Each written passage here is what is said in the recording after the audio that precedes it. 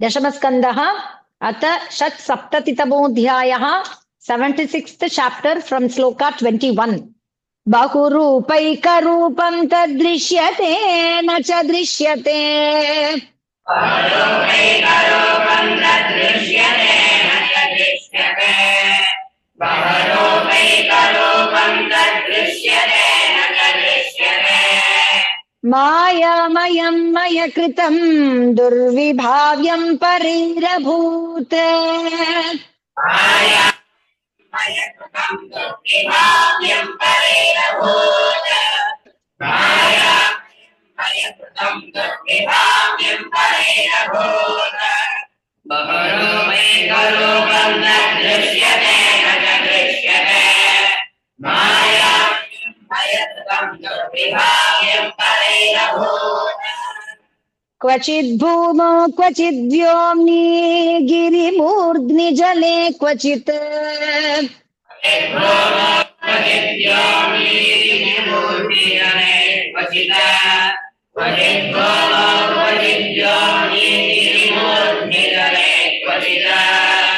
अलातचक्रवद्भ्राम्यत् सौभं तद्दुरवस्थितम्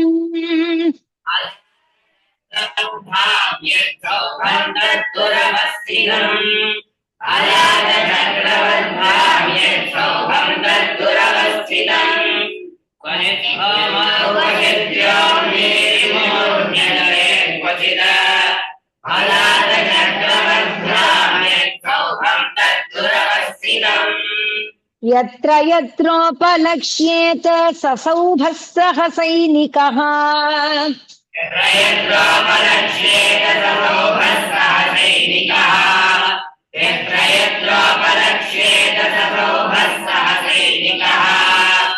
शाल्वस्ततस्ततो मुञ्जन् शरान् सात्वतयूथपाः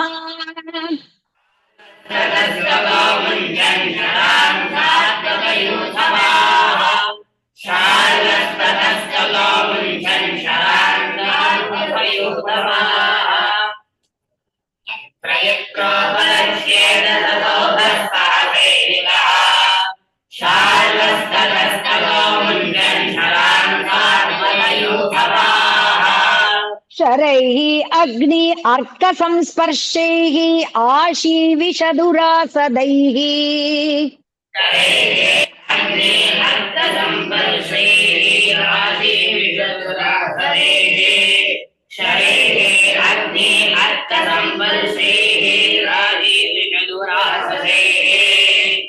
पीड्यमान पुराणिकः शाल्वो मुह्यत्परेरितैः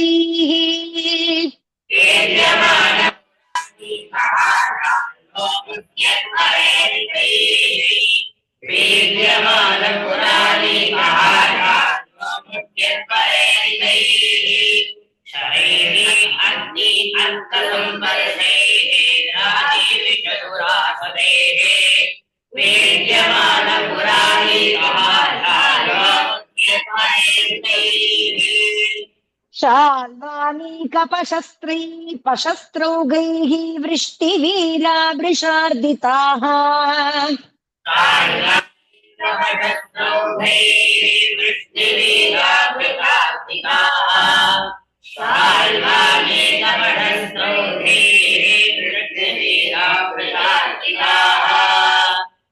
न तत्यजूरणं स्वं स्वं लोकद्वयजिगीषवः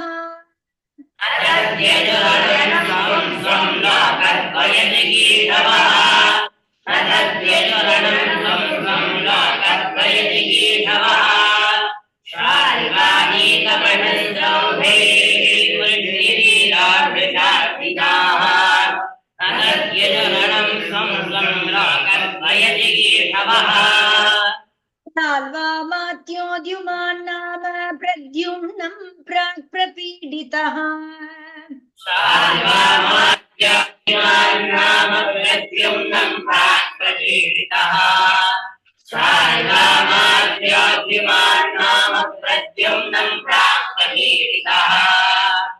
आसाद्य गदया मूर्व्या व्याहत्य व्यनदद्बलि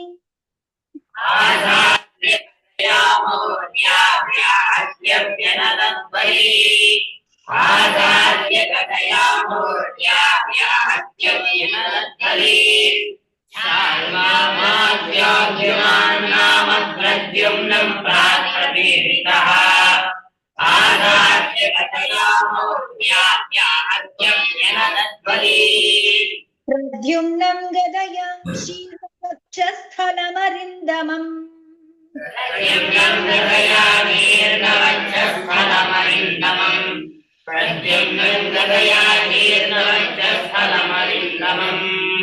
अपोवाहरणात् सूतः धर्मविद्दारुकात्मजः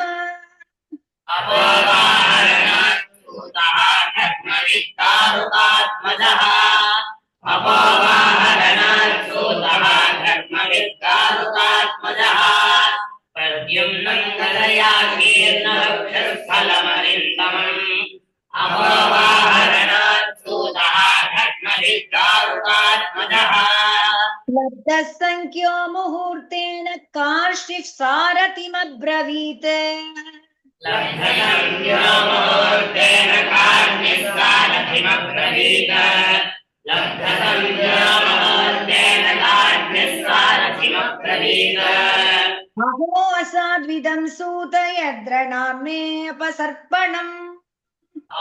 असाद्विदं सूतयद्रणान्नेपसर्पणम् असाद्विदं सूतयद्रणान्नेपसर्पणम् लब्धसंख्यो मुहूर्तेन कार्ष्टिः सारथिमब्रवीत् असाद्विदं सूतयद्रणान्नेपसर्पणम् न यदूनां कुले जातः श्रूयते न विच्युतः नयदूनां कुले जातः श्रूयते रणविच्युतः नयदूनां कुले जातः श्रूयते रणविच्युतः विनामक्लीबचित्तेन सूतेन प्राप्त किल्बिषात् विनामद्वीपचित्तेन सूतेन प्राप्त किल्बिषात्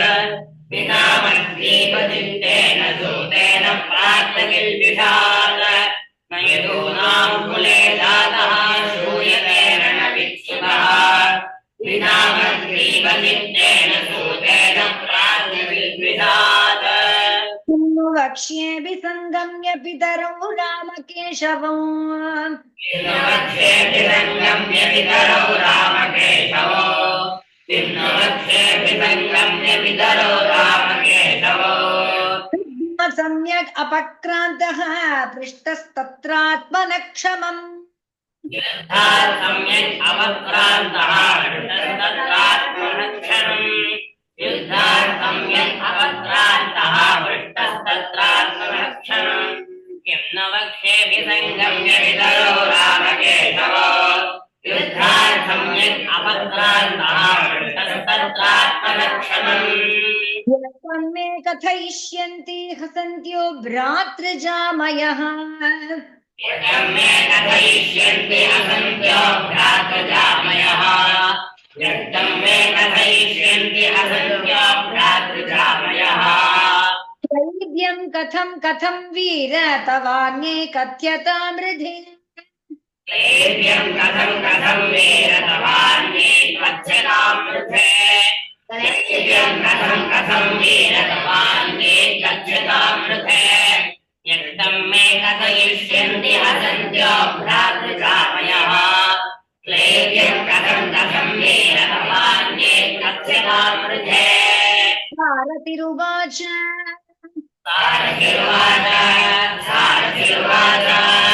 धर्मं विजानता आयुष्पन्न कृतमेतन्मया विभो धर्मं विजानता आयुष्मान् कृतमेतन्मया विभो धर्मं विजानता आयुष्मान् कृतमेतन्मया विभो धर्मं विजानता आयुष्मन्न कृतमेतन्मया विभो धर्मं विजानता आयुष्मन् कृतमेतन्मया विभो धर्मं विजानता आयुष्मन् कृतमेतन्मया विभो सूतकृत्सगतं रक्षेद्रथिनं सारथिं रथि सूतकृत्सगतं रक्षेद्रथिनं सारथिं रथि सूतकृत्सगतं रक्षेद्रथिनं सारथिं रथि सारथिर्वाच धर्मं विजानताम् आयुष्मन् कृतमे तन्मया विभो सोदग्रच्छनकं रक्षेत् रथिनं सारथिं रथि विदित्वा तु भवान् अपोवाहितोरणात् एतद्विदित्वा तु भवान् मया अपोवाहितोरणात् एतद्विदित्वा तु भवान् मया अपोवाहितोरणात् उपसृष्टः परेणेति मूर्छितो गदया हतः उपसृष्टः परेणेति मूर्छितो गदया हतः उपसृष्टः परेणेति मूर्छितो गदया हतः एतद्विदित्वा तु भवान् मया अपोवाहितोरणात् उपसृष्टः परेणेति मूर्छितो गदया हतः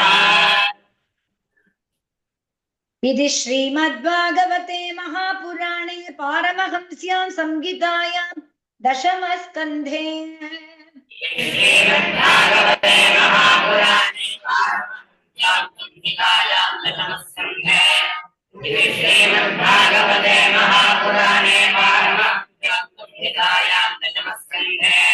उत्तरार्धे शाल्वयुद्धे षट्सप्ततितमोऽध्यायः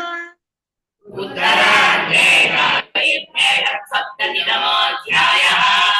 उत्तरार्धे शाल्वयुद्धे षट्सप्ततितमोऽध्यायः श्रीमद्भागवते महापुराणे पारमहंस्यां संहितायां दशमस्कन्धे उत्तरार्धे शाल्वयुद्धे षट्सप्ततितमोऽध्यायः